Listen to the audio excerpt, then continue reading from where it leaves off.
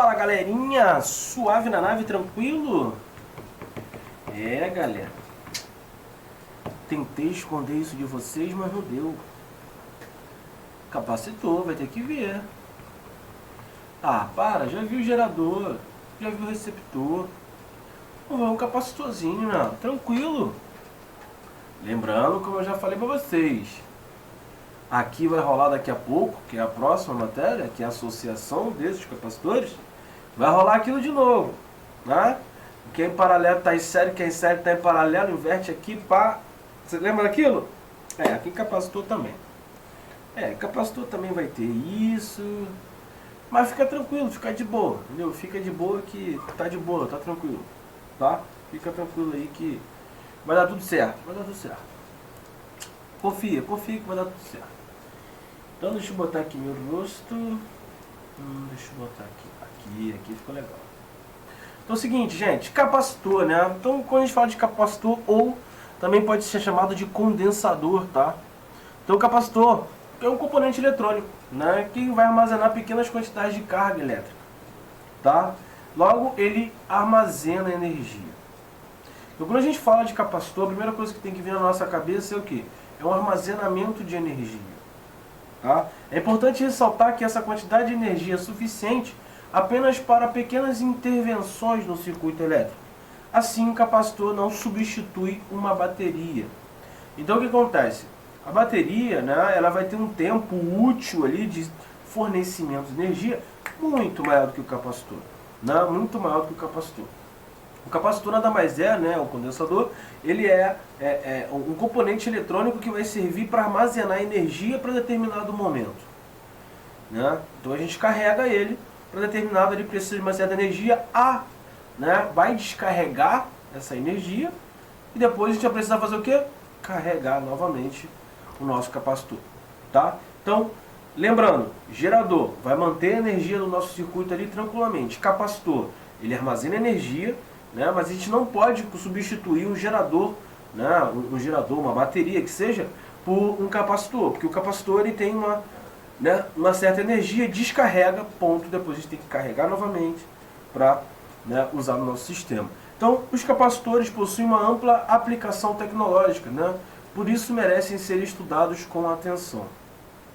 Podemos encontrar capacitores em diversos equipamentos eletrônicos no nosso cotidiano, né, nos circuitos eletrônicos de aparelhos de televisão, flash de máquina, o próprio flash. Ou seja, né, vocês podem ver o que acontece. Flash, armazenamento de energia. Então armazenou, descarregou, carrega de novo, depois de novo, outro flash, por aí vai. Então, em circuitos de ignição, por exemplo, também, ignição de carro, né, em motores de corrente alternada, onde os capacitores despejam sua carga, né, no circuito em um curto intervalo de tempo. Quer ver um outro exemplo também que a gente tem de capacitor, onde a gente tem um capacitor? Talvez já tenha acontecido isso na casa de vocês, e vocês já ouviram o pai de vocês ou o seu tião, né, o zelador que faz a obra no prédio, chegar, minha senhora, isso aqui é problema de capacitor, tem que trocar o capacitor. Quer ver? Já aconteceu isso. Né? Vocês devem ter o ventilador de teto em casa, não é isso? Então o que acontece? O ventilador de teto ele tem o capacitor. Para que vai servir o capacitor? Como a gente falou, ele vai ter uma certa energia em que ele vai despejar essa energia num certo momento, né? E depois ele fica carregando para quando você acionar ele novamente, né, ele ter aquela energia para descarregar. Então, já deve ter acontecido de vocês terem um ventilador de teto em casa e vocês ligarem, né, e o ventilador ficar com aquela velocidade, ó, né, que você assoprando ventila mais do que ele, né, e aí o ventilador fica aquela velocidade e não, porque aí o seu José, né, o seu Antônio, né, o zelador, não, gente, isso aí é capacitor, né, por quê? O ventilador ele tem, né, a sua devida rotação ali, né, e aí o que acontece? Esse capacitor ele faz isso. Ele dá a partida, ele dá a iniciação desse movimento no nosso ventilador de teto. Então, se você não dá essa partida, né, não inicia esse movimento da forma que ele já está acostumado, ele vai girar? Vai. Mas ele vai girar forçando o motor devagar. né? E vai ficar forçando, vai ficar bem devagar. Mas por quê? Porque não tem o capacitor. O capacitor é aquele que vai fazer... Sabe quando a gente é criança? Né? Sabe quando a gente é criança? A gente está, né, brincando com aquelas palhetas, né, que ficam rodando. E aí o que a gente faz? Né? Quando a gente quer que gire mais rápido, a gente dá aquela... Né? Ou aquele ventilador que deu um probleminha. Às vezes ele está demorando. Aí a gente vai lá... Não é da época de você, mas na minha época acontecia isso. Então o ventilador ficava girando, né, devagar, e a gente vinha lá e fazia com força, ele começava. Então, esse com força que a gente faz era que na verdade o capacitor fazia, né? Ele teria que fazer para a minha hélice pegar o movimento ali, né? Então o capacitor é isso, ele vai armazenar certa energia para em determinado momento a gente utilizar essa energia. Beleza? Então existem 3 tipos básicos de capacitores. A gente tem o capacitor plano, o cilíndrico e o esférico. Dos 3 tipos, os mais usados, né, são os planos. Beleza? A gente vai ter também, claro, o cilíndrico, o esférico, mas os mais usados são plano. E aí, o que acontece? A gente vai iniciar esse módulo aqui com uma discussão sobre a capacidade dos condutores de armazenar essa energia, né? Porque a gente não vai ter só um caso, né? A gente não vai ter só um exemplo de capacitor. A gente tem capacitor de vários tipos de armazenamento, né? Então, a gente vai ver aqui que essa qualidade é medida por meio de uma propriedade dos condutores que a gente vai chamar de capacitância elétrica, tá? Capacitor, capacitância, né? Faz a gente lembrar alguma coisa. Então, a seguinte vai estudar os capacitores. E a gente vai destacar também o capacitor constituído por 2 placas condutoras, planas e paralelas. Viu que a gente falou anteriormente? Né? Para lá? Não, é para cá. É para cá. Viu que a gente viu anteriormente que a maioria dos capacitores que a gente vai ver são planos. Não vai dizer que são todos, mas a maioria. Tá? E aqui a gente vai trabalhar um pouco com as placas condutoras, planas e paralelas. A gente vai finalizar o módulo estudando a associação de capacitores, que eu vou deixar para a próxima matéria, né? Então a gente vai associar os capacitores em série ou em paralelo, tá? Assim como a gente tinha com a resistência, né? Assim como a gente tinha com os geradores, assim como a gente tinha com os receptores e por aí vai. Tudo bem? Então, vamos lá. Capacitância, né, elétrica. Então, a nossa capacitância elétrica, deixa eu botar aqui. Então, um condutor não pode ser eletrizado indefinidamente, né? Então, por exemplo, quando a carga elétrica na esfera do gerador de Van Graff, lembra do gerador de Van Graff? Lembra? Não lembra do gerador de Van Graff?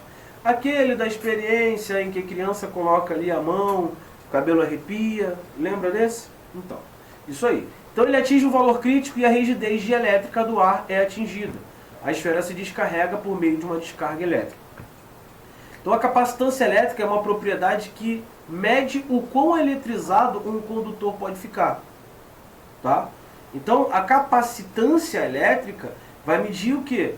Quanto que ele consegue ficar eletrizado. A capacitância, a capacidade elétrica desse cara. O valor máximo de carga de uma esfera, né, metálica para armazenar é proporcional ao seu raio. Então, quanto menor o raio, menor, né, o armazenamento. Quanto maior o raio, maior o seu armazenamento. Mas também depende, também vai depender do meio dielétrico onde a esfera se encontra, tá? Então pode ser no ar, né, pode ser na água, no meio, né, na água, no óleo, que seja, tá? A carga máxima em uma pequena esfera metálica imersa no ar não é grande, tá? Entretanto, o módulo dessa carga máxima aumenta expressivamente quando a esfera é imersa em meios dielétricos especiais. Então, né, cada meio, né, vai ter uma situação específica. Então, ó, como os óleos de transformador e as parafinas. Então, a capacitância ela não vai ser só proporcional ao raio, né? Ela vai ser proporcional ao meio em que ela está inserida. Então, no ar a gente vai ter uma situação, ali nos óleos de transformador a gente vai ter uma outra situação, na parafina a gente vai ter uma outra situação. Cada meio a gente vai ter um comportamento diferente, tá?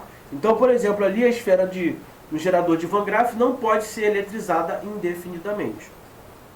Então agora, vamos definir operacionalmente a capacitância elétrica. Então essa capacitância, ela vai ser o quê? Considere um condutor eletrizado com uma certa carga, né? E como consequência, o condutor apresenta um potencial elétrico. Então a gente vai definir a capacitância como essa carga sobre esse potencial elétrico. Tá? Então a capacitância nada mais é do que essa carga, né? A carga do condutor que está eletrizado ali sobre quem? Sobre o nosso potencial elétrico. E aí, claro, daqui a pouco a gente vai ver qual é a unidade disso aí, Wanderson. Né? Qual é a unidade disso aí? Bom, qual é a unidade de carga? Lembram? Qual é a unidade, né, de potencial elétrico? Qual é? E aí, ó, deixa eu ver se está na próxima página. E aqui, ó, então a capacitância é uma grandeza escalar, tá? Escalar e sempre positivo. Tudo bem? Então a unidade dela é obtida por quê? Pela razão entre carga, Coulomb, sobre DDP, que DDP? Sobre potencial, que é o quê? O volt que a gente está consumindo. Né? A gente já está acostumado, né, com essa unidade. E aí, gente, isso vai gerar o quê? Vai gerar uma nova unidade para a gente, no sistema internacional, que é a unidade da capacitância, a gente vai chamar de Farad. Tá? Normalmente Faraday. Né? Então, 1 Farad. Beleza? Em nome, né, claro, 1 Faraday em, né, homenagem à pessoa que descobriu isso aí. Tá? Beleza? Então, se um condutor apresenta uma capacitância de 1 Faraday, isso vai significar que o seu potencial, né, seria de 1 volt, caso ele adquirisse uma carga de 1 Coulomb. Essa é a relação. Beleza? E aí, utilizando a equação da capacitância da esfera, obtemos o tamanho desse raio. Então, ó, a capacitância, a gente vai ter o quê? R sobre o K do ar. Quem é aquele K do ar ali? 9 vezes 10 a nona. Lembram alguma coisa para vocês? Lembram? E ali, ó, olha o nosso Rzinho. Então, R, né, esse valor é quase 13 vezes maior do que o raio do Sol. Né? Como os condutores apresentam capacitância bem menores do que 1 Faraday, é comum o uso de submúltiplos. E aí é aquilo que eu falo para vocês lá desde o início. Então, 1 microfaraday, 10 a menos 6, 1 nanofaraday, 10 a menos 9, 1 picofaraday, 10 a menos 12. E nós temos o milli também, que é 10 a menos 3. Tudo bem? Então, essas unidades que a gente já usa na maioria das coisas, a gente tem que lembrar aqui também. Tá? Beleza? Tranquilo? Então, é isso aí. 10 a menos 6, 10 a menos 9 e 10 a menos 12. Professor, qual que vai usar mais? Não sei. Um desses vai usar. Tem que saber os três. Tá ok?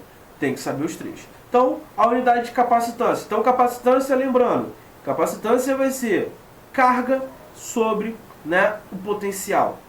Essa unidade vai gerar Faraday, tá? Que é a unidade de capacitância. E, né, a gente vai ter lá os múltiplos. Então, microfarad, nanofarad, picofarad e por aí vai. E aí, capacitores. Vamos ver o capacitor aqui de placa, né, de placas paralelas. Deixa eu botar aqui. Beleza. Então, ó, o capacitor é um dispositivo formado por dois condutores, né? Mas, né, eles vão ser isolados entre si por um meio dielétrico. Então, eu tenho placas paralelas e eles estão separados por um meio dielétrico. Ao serem ligados a uma fonte de tensão contínua, tá? Bateria, pilha, esses condutores eletrizam-se com cargas de mesmo módulo, porém de sinais contrários. Então, eu tenho uma placa paralela, beleza? Eu tenho uma corrente contínua ali, beleza? E aí o seguinte, eu tenho essas placas paralelas, e aí o que vai acontecer? Né? Uma vai se eletrizar com uma carga de mesmo módulo, porém uma positiva, outra negativa, ou seja, sinais contrários.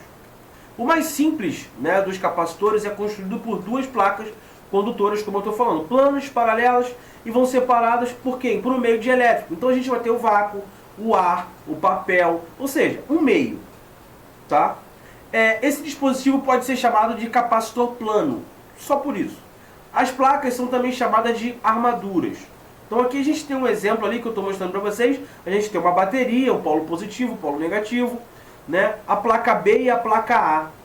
A placa B está sendo alimentada com carga positiva e a carga A está sendo alimentada com carga negativa.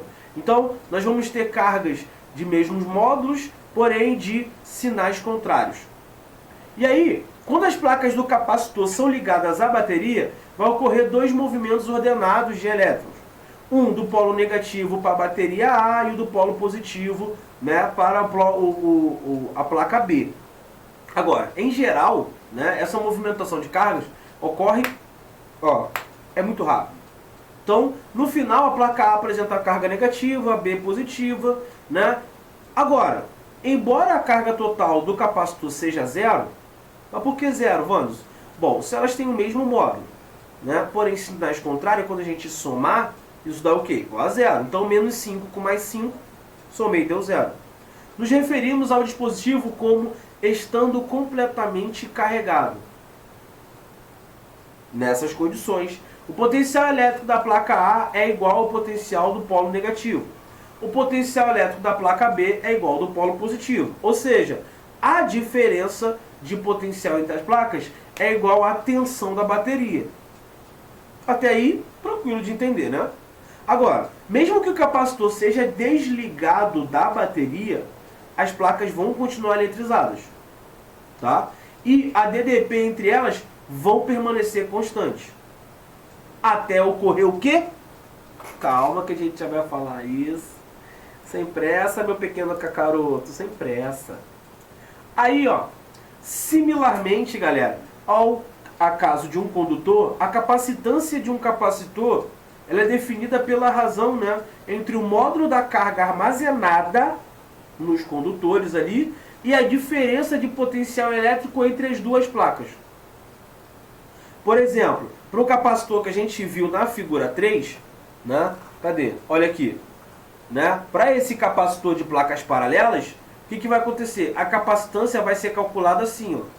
Carga sobre a diferença de potencial entre as placas A e B. Entendeu? Então é isso que a gente vai fazer. Aqui a gente só viu, ó, é coulomb por volt, potencial. Sim, aqui a gente está falando do capacitor entre placas paralelas. E aí vai acontecer isso. Então esse capacitor, essa capacitância, nada mais é do que a carga sobre a diferença de potencial entre as placas. Tudo bem? E aí, deixa eu botar o meu rosto aqui eu acho que eu fico mais bonito. Não, eu fico sim. Eu acho que eu fico. E aí, ó, carga elétrica e a capacitância. Vamos trabalhar agora a carga elétrica e a capacitância. Então, a gente viu a placa lá do capacitor, né? Então carregado, né? Um tem positivo, outro negativo, né? Mesmo módulo, porém sem sinais contrários. E aí, por definição, a carga elétrica do capacitor, né? E o módulo da carga em uma das placas vai ser Q. O módulo, tá? Vai ser Q. Agora, para eletrizarmos uma placa, né? As placas de um capacitor, a gente vai ter que ligar um gerador. Lembrando, tá, gente? A gente vai ligar um gerador de corrente contínua. Então, pode ser uma bateria, pode ser uma pilha, corrente contínua. Agora, desse modo, uma das placas é ligada ao polo positivo da bateria, recebendo assim as cargas positivas. O outro vai ser ligado à parte, né, ao polo negativo, vai receber as cargas negativas. Então, à medida que o capacitor vai se carregando, o que vai acontecendo com a diferença de potencial? Concordam que a diferença de potencial vai aumentando? Vamos pensar o seguinte, né? A gente tem a bateria. E aí essa bateria tem o polo positivo e negativo. Liguei ela às placas paralelas. A gente sabe que, ó, o fluxo, né? O fluxo dessa carga é assim. É rápido, é muito rápido. Mas aí o que acontece? Vamos imaginar agora bem lento. Vai chegando uma carga aqui e uma carga aqui. Tem uma diferença de potencial. Vão chegando duas aqui e duas aqui. Vai ter uma diferença de potencial maior. E aí vai chegando mais uma aqui, mais uma aqui. Ou seja, à medida que o tempo vai passando, à medida que eu vou carregando o meu capacitor, a diferença de potencial ela vai aumentando. Foi? E aí é o seguinte, em determinado momento, a DDP do capacitor e do gerador vão tornar-se o quê? Iguais. Por quê? Vamos supor, a diferença de potencial entre os polos tem um valor, sei lá, 12 volts. E aí vou alimentando minhas placas 1 volt, 2 volts, 3 volts, até que chega a diferença de 12 volts. Então, a bateria já está fornecendo toda a voltagem necessária, todo o potencial necessário para as placas paralelas. A partir daquele momento, o que vai acontecer com o capacitor? Ele vai ficar com aquela diferença de potencial e não vai aumentar mais, vai se manter constante. E aí, nesse momento, a gente vai atingir o quê? O equilíbrio eletrostático entre os dois. Então, o carregamento de cargas desse capacitor, logo o capacitor está completamente carregado. Então, quando isso acontece, é porque eu completei ali o carregamento do meu capacitor. Reparem no desenho 1 aqui, ó, vou botar aqui desenho 1 e aqui o desenho 2, que o primeiro a gente está falando do carregamento, no carregamento do nosso capacitor. Então, à medida que o tempo vai passando, a DDP, a diferença de potencial ali, vai aumentando. E logo em seguida, vai chegando, pode ver que ele vai chegando o mais próximo possível da minha FEM, da minha força eletromotriz ali, até que estabiliza e depois mantém-se uma reta. Reparem também que esse crescimento, ele não é uma reta. É meio que uma função ali, digamos, exponencial, uma função logarítmica. E logo em seguida nós temos ali o descarregamento. Então vai chegar um certo momento que o nosso capacitor ele está com a DDP igual, ele está em equilíbrio eletrostático com a nossa FEM, com o nosso gerador, e aí ele vai descarregar. Reparem que ele também não vai descarregar como uma reta, ele vai descarregar ali como uma curva, possivelmente ali uma função logarítmica ou exponencial. Beleza? Tranquilo? E aí, vimos que a capacitância de um condutor depende apenas de sua geometria e do meio de elétrico que vai envolver. É isso que vai acontecer. Então, esse mesmo tipo de dependência ocorre com um capacitor plano. A capacitância desse dispositivo pode ser determinada em função da geometria do capacitor, e do meio de elétrico entre as suas armaduras ali. Então, nada mais justo, como isso depende, essa capacitância vai depender do meio, que a gente tenha aquele Ezinho ali que eu já vou falar para vocês. Então, a capacitância é aquele Ezinho ali vezes A sobre D.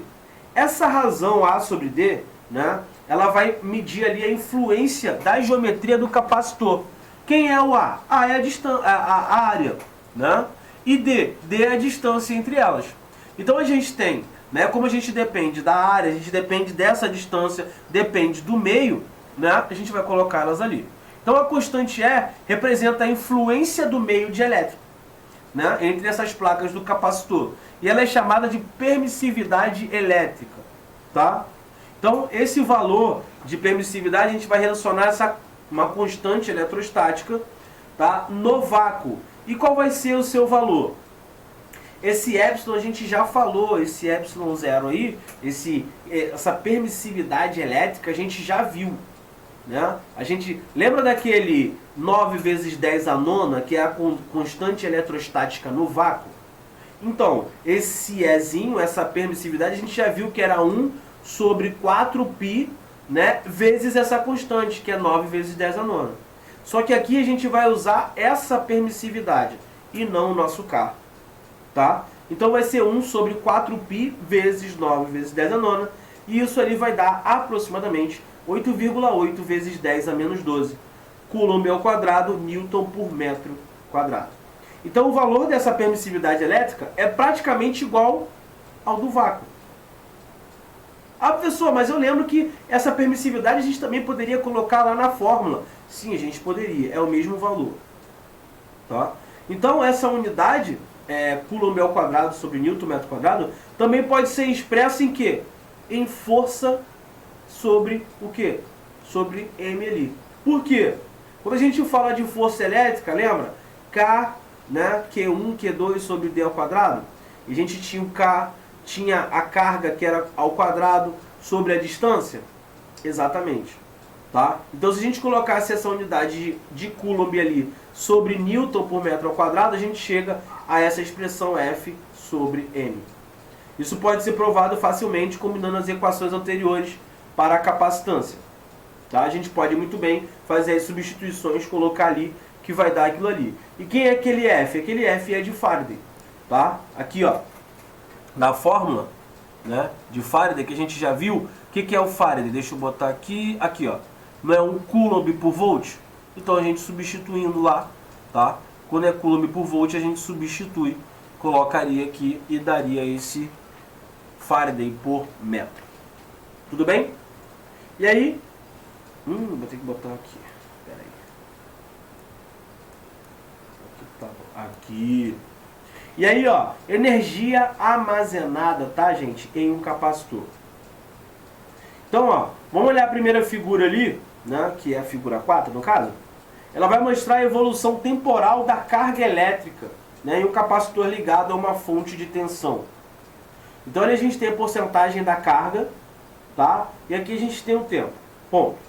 Nesse exemplo, o capacitor atinge a carga máxima em 5 milissegundos. O tempo, né, que esse capacitor leva para atingir 63,2% da sua carga é a constante de tempo do circuito. Nesse caso, 1 milímetro por segundo. Então, o percentual de carga em um capacitor em função do tempo é dito assim. Então, se vocês repararem, né, vocês já viram, às vezes, com relação a isso, até carregamento mesmo de bateria. Vocês já viram com relação a isso? Que se vocês forem pegar realmente o tempo, né? Se vocês forem pegar realmente o tempo, hoje nós temos aí o carregamento turbo, né? Vários tipos de carregamento. Se vocês repararem, né? Quando vocês colocam para carregar, ele não leva um tempo certinho, né? Tipo, ó, a cada 1% passa-se 10 segundos. A cada 1 segundo, né? A cada 1% de bateria vai carregar em 10 segundos. Não. Né? Vocês vão reparar que de início vai carregar bem rápido o celular e depois, quando ele chegar mais ou menos 70%, 80%, ele demora um pouco mais para carregar. Vocês já perceberam isso? É por isso, porque a gente está falando de energia armazenada no capacitor. É o mesmo funcionamento. A gente está carregando e a bateria, para a gente carregar ela, né? Ela funciona nessa mesma situação. Podem reparar isso. Se vocês botarem o celular ali quase próximo a zero, botar para carregar, vocês vão ver. Ó, vai de 0 até 50%, vê o cronômetro e o tempo. E depois pega desse 50% até 100%, vê se vai ser o mesmo tempo. Vocês vão reparar que não. Tá? Vocês vão reparar que não. E aí, ó, pode-se provar que esse tal aí, que é igual a R vezes C, né, em que C é a capacitância e R é a resistência elétrica dos fios que vão ligar a fonte de tensão. Então, durante o carregamento, a DDP entre as placas do capacitor aumenta proporcionalmente à carga adquirida pela placa, né? Então, vai aumentar a DDP em relação a, né, a carga. Beleza? Agora, este gráfico é uma reta que passa pela origem, porque a DDP é Q sobre C, e C é o quê? É uma constante. Naturalmente, a inclinação dessa reta vai me dar o quê? 1 sobre C. Então, por exemplo, ó, a área sobre a curva de carregamento do capacitor, na figura, né, no gráfico de voltagem em função de carga, fornece a energia armazenada. Mas, professor, o senhor falou lá na parte de capacitor que ele não vai ser uma reta. Calma, calma. Eu falei que vai ser o quê? Da DDP em relação ao tempo. Vai ser uma curva, tá? Nesse caso, a gente está falando de DDP e carga. O que acontece? Se a gente for ver, realmente vai ser retilíneo. Então, a cada carga que eu recebo, eu tenho uma variação de DDP maior. E isso aí é o quê? É uma função de primeiro grau. Acaba acontecendo de uma forma uniforme, né? De uma forma uniforme. Legal. Tá? Ou seja, acaba acontecendo uniformemente. Melhorou, melhorou. Né? Então é isso. À medida que eu vou recebendo mais carga, a minha diferença de potencial vai aumentando. Tudo bem? Tranquilo? Conseguiram pegar a ideia? Eu vou aumentando a carga, ó, aumentei. E aí vai aumentando a diferença de potencial. Então, né, acaba sendo o quê? Uma reta, uma equação de primeiro grau. Beleza? Tranquilo, né? De boa. E aí? E aí a gente fala o quê? De... No caso, né? No caso, deixa eu botar aqui embaixo. Show.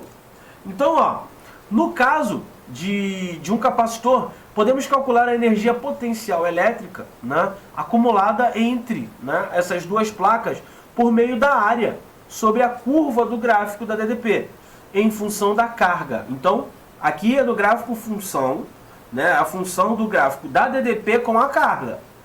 Tá? Eu consigo calcular ali essa energia potencial elétrica com a área daquela figura. E aí vai ser o quê? QV sobre 2, que é igual a CV ao quadrado sobre 2, que é igual a Q ao quadrado sobre 2C. Em que Q é a carga máxima e, né, e V ali é a tensão da fonte. Né? A gente vai omitir ali o índice AB para a equação ficar mais geral. Tá? Por quê? AB, no caso, seria o potencial entre A e B, entre as placas A e B que ele está falando, tá? Então, a primeira equação é obtida a partir da área do triângulo do gráfico da figura 5.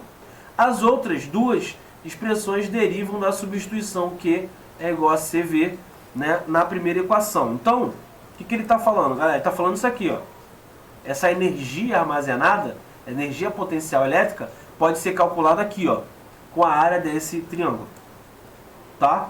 E o que ele falou aqui é que a energia potencial elétrica é QV sobre 2. Só que quem é Q? Q é igual a CV vezes V sobre 2. Isso dá CV ao quadrado sobre 2. Né? Só que eu também, quem é CV? CV é Q. Então isso equivale também, né? Então, ó, CV ao quadrado sobre 2. E aí, o que eu posso fazer? CV é igual a Q. Então, eu posso fazer assim. CV ao quadrado, eu posso botar que é Q ao quadrado sobre C. Por quê? Q ao quadrado é C ao quadrado, V ao quadrado. Não é isso? E aí, se eu simplificar, fica um C embaixo. E aqui 2. Então, ficaria Q ao quadrado sobre 2C. Tá? Então é isso, ele só substituiu. Beleza? Deixa eu botar um pouco para cá pra vocês verem. Ali. Tá? Ele só substituiu, só isso. Oi, galerinha! Então, você gostou do nosso vídeo? Então, chama nosso canal. Então, para o vídeo.